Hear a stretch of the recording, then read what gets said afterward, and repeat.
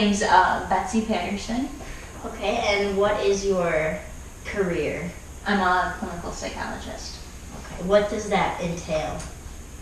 It entails doing therapy with children and families and adults, and I also teach college classes. What types of college classes do you teach? Psychology, intro to psychology right now. All right. I'm going to ask you a couple questions. First, starting with, what is your take on a job versus a career? I view a job as something that you go to just to earn money versus a career also involves your passion besides just earning money. Okay. What is your definition of a vocation? Something that you're called to do. And how does this apply to your field of study or work?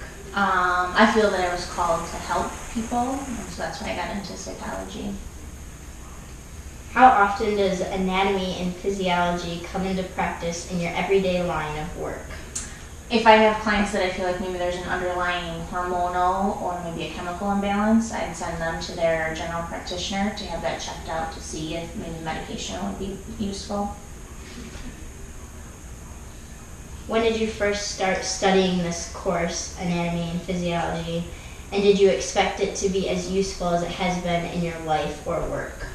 I took an anatomy and phys class in high school and then again in college. I feel like it's helped me to have an understanding, but I'm not an expert on it the same way a doctor is, and so I feel like the helpfulness to my career is just kind of a basic understanding and knowing when I need to pass it on to someone who's more of an expert. Could the study of psychology exist the way it does today without the use of an anatomy and physiology class or concepts? No, I don't think so, because you might be treating someone with therapy alone and they're not going to excel the same way that they could if they had medications. Okay. Would you have liked to further your education in anatomy and physiology? I would have to say no. Okay, why is that? Because I went to school for 9 years as it was to become a doctor in clinical psychology, and I was kind of burnt out at that point with school.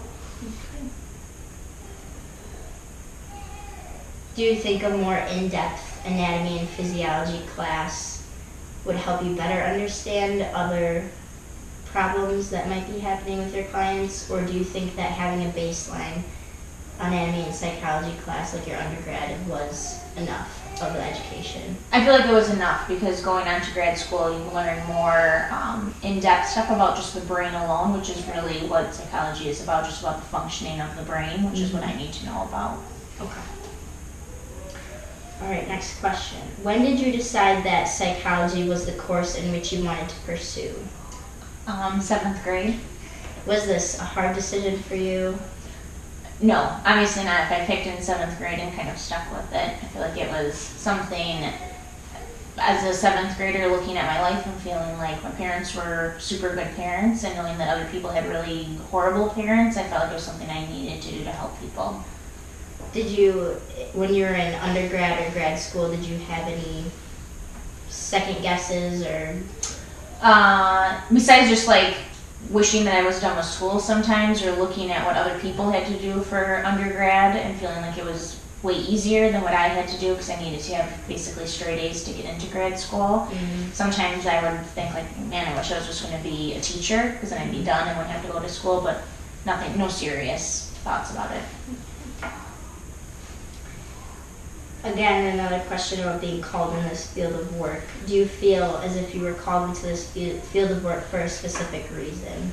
Yeah, I think to help kids and their families to better connect and function healthy with one another. What part of an anatomy and physiology helped most when it came to applying it to your career?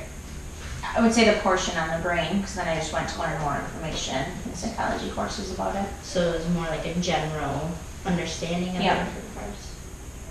What part of anatomy and physiology helped least when it came to applying it to your career? I would say, I mean, anything besides the brain I don't really work with. Mm-hmm. So the other stuff is just good to have knowledge of it and know where my shortcomings are to pass it on to someone who's an expert.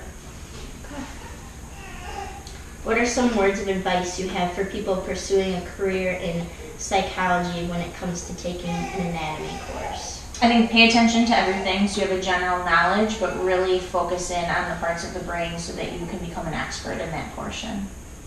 All right. Thank you. No problem.